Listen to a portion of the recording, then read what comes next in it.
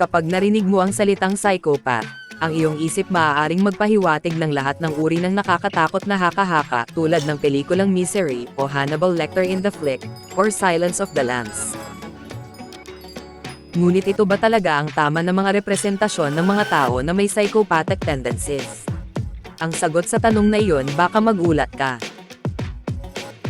Ayon sa behavioral research, ang mga psychopaths bumubuo ng 1% ng populasyon.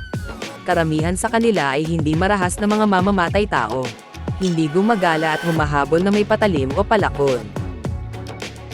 Sa totoo lang, ang karamihan ng psychopaths mga edukado, mahusay magsalita at may taglay ng isang matatag na trabaho.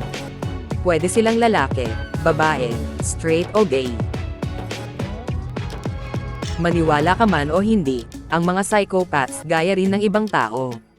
Ang malaking kaibahan, wala silang konsensya.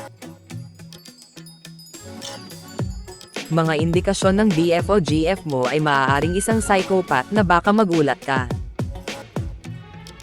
Gagawin niya sa umpisa, aakitin ka para magustuhan mo siya. Gagayahin niya ang mga pangarap mo na handugan ka ng sobrang papuri. Nagpapakita ng pag-uugali na nakakairita, mapag-abuso at mapagmanipula. Gagalitin ka, tapos pahiyain ka sa nararamdaman mo. Nagpapaisip sa iyo na in demand sila. Likas na sinungaling, magsasabi ng isang bagay sa 1 minuto at kapag naungkat mo sa kanya, sasagot ng, "Hindi ko sinabi yun, baliw ka." Dahan-dahan niyang sisirain ang self-esteem mo.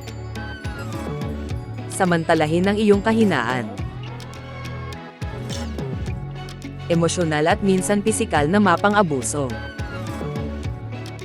Ihiwalay ka niya sa mga kaibigan mo at sa pamilya mo para maging emotionally dependent ka sa kanya. Thank you for watching. Please subscribe.